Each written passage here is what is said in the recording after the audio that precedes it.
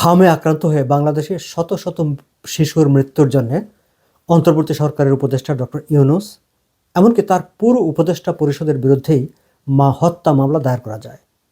In fact doctor Mohammad Yunus এবং তার উপদেষ্টা পরিষদের সদস্যদের বিরুদ্ধে হত্যা মামলা দায়ের করাই উচিত।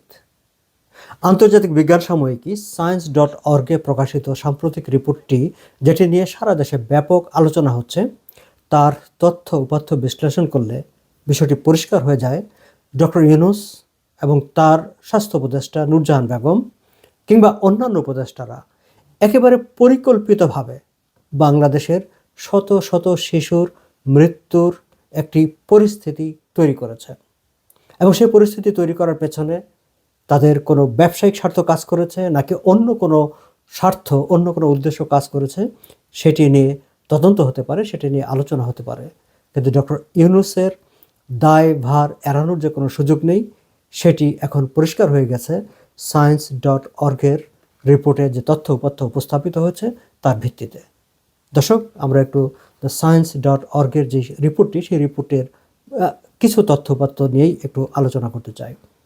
আপনারা জানেন যে বাংলাদেশে গত প্রায় 1 মাসেরও বেশি সময় ধরে দেশের বিভিন্ন জেলায়, বিভিন্ন স্থানে, ঢাকা শহরে, হাসপাতালে শিশুদের জায়গা দেওয়া যাচ্ছে না। হামে আক্রান্ত হয়ে হামের উপসর্গ নিয়ে শত শত হাজার হাজার শিশু হাসপাতালে আসছে।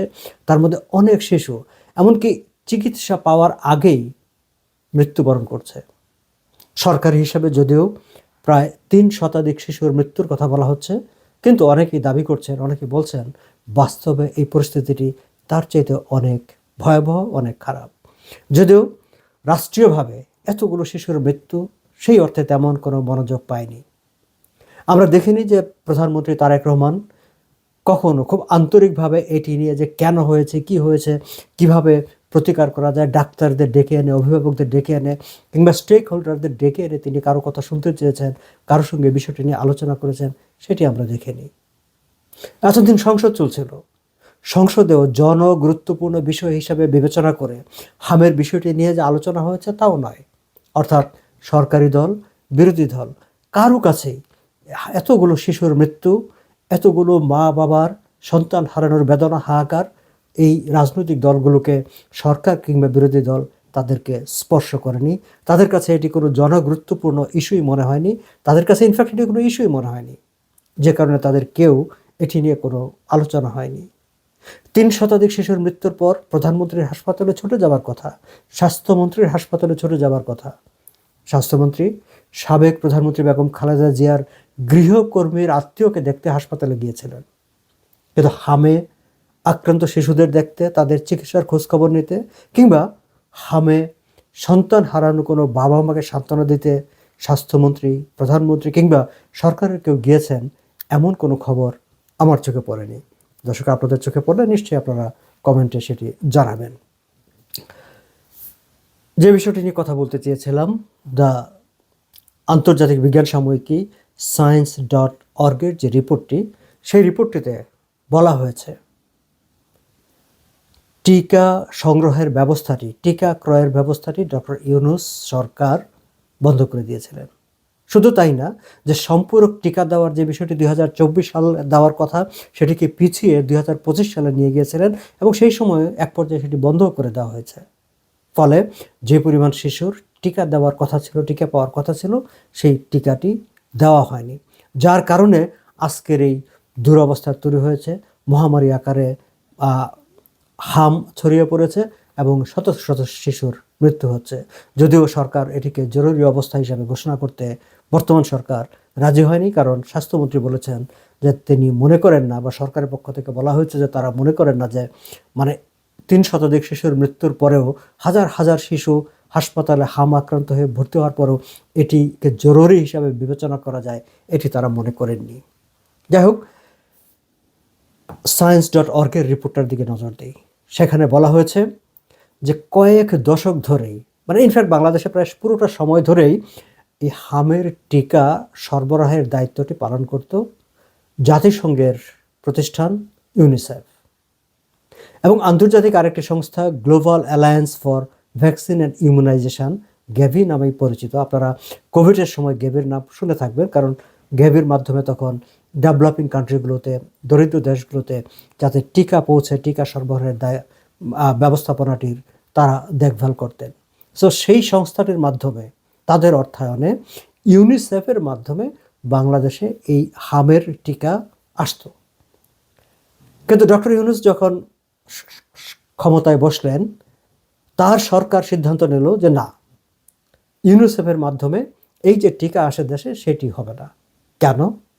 এটি তো জাতিসংঘের প্রতিষ্ঠান, দশক ধরে, বছরের পর বছর ধরে তারাই দেশে, এটি কোনো সরকারি প্রতিষ্ঠান না। ডক্টর ইউনূসের মাথায় কি তখন কাজ করেছিল যে এটি আওয়ামী লীগের সময় হয়েছে, কাজেই আওয়ামী লীগের সময়কার সব কিছু বাদ দিতে হবে? যেমন আওয়ামী লীগের সময়কার অনেক ব্যবসা বাণিজ্য প্রতিষ্ঠান ওই সময় মানে মব লেলিয়ে দিয়ে বন্ধ করে দেওয়া হয়েছে, অনেক সরকারি সিদ্ধান্ত বাতিল করে দেওয়া হয়েছে, অনেক কিছুই করা হয়েছে সেই সময়। তিনি কি সেই কারণে এটি করতে গিয়েছিলেন, নাকি তার মাথায় অন্য কোনো কাজ করেছিল, সেটি আমরা জানি না। কিন্তু যেটি তিনি করলেন, যে ইউনিসেফের মাধ্যমে যে টিকাটি আসতো, যে টিকা বাংলাদেশে সরবরাহ করা হতো, সেটি তিনি বন্ধ করে দিয়ে তার সময় সিদ্ধান্ত হলো কি, ওপেন টেন্ডারের মাধ্যমে, প্রাইভেট সেক্টরের মাধ্যমে, ব্যবসায়ীদের মাধ্যমে এই টিকা আনা হবে। দর্শক খেয়াল করবেন, জাতিসংঘের একটি আন্তর্জাতিক প্রতিষ্ঠান ইউনিসেফের হাত থেকে টিকা সরবরাহের ব্যবস্থাটি কেড়ে নিয়ে ডক্টর ইউনূস ব্যবসায়ীদের দিতে চাইলেন। এখন সেই ব্যবসায়ীরা কারা? তার কোনো বন্ধুবান্ধব কিংবা গ্রামীণের কোনো ব্যবসা প্রতিষ্ঠানকে কি তিনি ব্যবসাটি দিতে চেয়েছিলেন বা দেওয়ার উদ্যোগ নিয়েছিলেন? কাদের দিয়েছিলেন সে বিষয় নিয়ে আমার মনে হয় যে বর্তমান সরকারের, আমি জানি না তারা এটি করবেন কিনা, কিন্তু তাদের এটি নিয়ে তদন্ত করবার ব্যাপার আছে। মিডিয়াও খোঁজ খবর নিতে পারে যে ডক্টর ইউনূস আসলে কোন প্রাইভেট ব্যবসায়ীদের টিকা কেনার দায়িত্বটি দেওয়ার জন্য ইউনিসেফের হাত থেকে সেটি কেড়ে নিয়েছিলেন। কিন্তু শেষ পর্যন্ত আসলে তিনি কাউকেই দায়িত্ব দেননি, কাউকে দিয়েই সেই টিকা আনা হয়নি সেই সময়ে। এবং এটি বলছে আন্তর্জাতিক বিজ্ঞান সাময়িকী সায়েন্স.org। সায়েন্স.org সেখানে সেই সময়কার বাংলাদেশে ইউনিসেফের যিনি প্রতিনিধি ছিলেন, রানা ফ্লাওয়ার্স, তার বক্তব্য সেখানে উদ্ধৃত করেছে। রানা ফ্লাওয়ার্স সেই সময় তৎকালীন স্বাস্থ্য উপদেষ্টা নূরজাহান বেগমের সঙ্গে সাক্ষাৎ করে তাকে রীতিমতো অনুনয় বিনয় করেছিলেন। তাকে এই যে টিকা সরবরাহের ব্যবস্থাটিকে বন্ধ করে দেওয়া হচ্ছে, এর যে ঝুঁকি, সে ঝুঁকির কথা মনে করিয়ে দিয়েছিলেন সরকারকে। এমনকি বলেছিলেন, আল্লাহর দোহাই লাগে এটি আপনারা বন্ধ করবেন না, এই যে ব্যবস্থাটি চলছে সেই ব্যবস্থাটির কোনো ধরনের ব্যত্যয় ঘটাবেন না, তাহলে সর্বনাশ হয়ে যাবে। কিন্তু একজন বিদেশিনী, একটি বিদেশি আন্তর্জাতিক সংস্থার প্রতিনিধি, তার যে হাহাকার, তার যে আকুতি, সেটি ডক্টর ইউনূসের সরকারকে স্পর্শ করতে পারেনি। যে ঝুঁকির কথা তিনি স্মরণ করিয়ে দেওয়ার চেষ্টা করেছিলেন, দুঃখিত, সেই ঝুঁকি ডক্টর ইউনূসের সরকারকে একদমই স্পর্শ করতে পারেনি। তারা ইউনিসেফের হাত থেকে সেই টিকা কেনার যেই নিয়মটি, সেটি তারা বাতিল করে দিয়ে প্রাইভেট সেক্টরে, বেসরকারি খাতে দেওয়ার তারা চেষ্টা করলেন। এবং 2024 সালে যেই সম্পূরক টিকা দেওয়ার কথা ছিল, সেটিকে তারা পিছিয়ে নিলেন প্রথমে 2025 সালে, এবং পরে এক পর্যায়ে সেটি বন্ধ করে দেওয়া হয়েছে।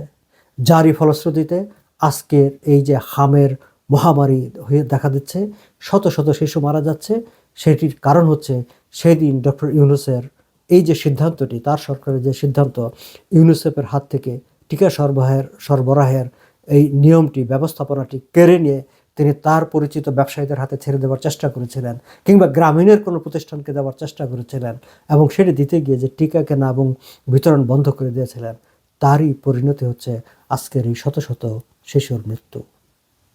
দর্শক, আপনাদেরকে মনে হয় না যে ডক্টর ইউনূসের সেদিন এই জনবিরোধী, জনস্বার্থ বিরোধী সিদ্ধান্তটি যদি তিনি সেদিন না নিতেন, তাহলে আজকে এতগুলো শিশুর মৃত্যু ঘটতো না? এটি কি মনে হয় না? আপনাদেরকে মনে হয় না যে ডক্টর ইউনূসের সরকারের সেই সময়কার সিদ্ধান্তের কারণেই আজকে এতগুলো শিশুর মৃত্যু ঘটেছে হামে, এতগুলো শিশু হাসপাতালে কাতরাচ্ছে? তাহলে তার বিরুদ্ধে তো ব্যবস্থা নেওয়া দরকার, তার বিরুদ্ধে তদন্ত হওয়া দরকার। তার সরকারের বিরুদ্ধে সুস্পষ্টভাবে, তো এখানে মানে একদম প্রাইমা ফেসি এভিডেন্স যেটিকে বলা হয় আইনের ভাষায়, সেটি তো আছে যে এই হত্যা, মানে এই এতগুলো মৃত্যুকে যদি আমরা হত্যাকাণ্ড হিসেবে বিবেচনা করি, তাহলে সেই হত্যার দায়ভার ইউনূস এবং তার সরকারের উপর বর্তায়। ফলে তার বিরুদ্ধে হত্যা মামলা, খুনের মামলা দায়ের করা যায়, দায়ের করা উচিত। কিন্তু বিএনপি সরকার হয়তো সেটি করবে না, কারণ সেটি অজ্ঞাত। কারণ বিএনপি সরকার এতগুলো মানুষের মৃত্যুকে খুব বেশি যে গুরুত্ব দিচ্ছে তাও না। কিছুদিন আগে ফেসবুকে একটা পোস্ট দেখেছিলাম, একজন বলেছিলেন যে হামে যারা মারা যাচ্ছে তাদের প্রায় সবই নিম্নবিত্ত মধ্যবিত্ত মানুষ পরিবারের সন্তান। সেখানে যদি কোনো উচ্চবিত্ত পরিবারের সন্তান মারা যেত কিংবা উচ্চবিত্ত পরিবারের সন্তানরা যদি হামে আক্রান্ত হতো তাহলে তো হয়তো এতদিন সোশ্যাল মিডিয়া সরকার সব জায়গায় হইচই পড়ে যেত। কিন্তু বাংলাদেশ হচ্ছে এমন একটি দেশ, এই সরকার, বর্তমান সরকার কিংবা এখনকার যে ব্যবস্থাপনা, সেই ব্যবস্থাপনায় মধ্যবিত্ত নিম্নবিত্ত পরিবারের সন্তানদের মৃত্যু কেবলমাত্র সংখ্যা, এর বেশি কিছু না। এত শত শত শিশুর মৃত্যু, সেগুলো খুব বেশি যে রাষ্ট্রকে আলোড়িত করেছে, আবেগ তৈরি করেছে, মমতা তৈরি করেছে, তেমনটি কোথাও চোখে পড়ে না। তবু আমরা চাইব, কেন, কী কারণে ডক্টর ইউনূসের অন্তর্বর্তী সরকার ইউনিসেফের হাত থেকে টিকা সরবরাহের ব্যবস্থাটি কেড়ে নেবার সিদ্ধান্ত নিয়েছিলেন? কেন সেই সময় টিকা সংগ্রহ বন্ধ করে দেওয়া হয়েছিল? কেন 2024-এর সম্পূরক টিকা পিছিয়ে 2025-এ নিয়ে পরে বন্ধ করে দেওয়া হয়েছিল? এই বিষয়গুলোর তদন্ত হোক, আমরা সেটি চাইব।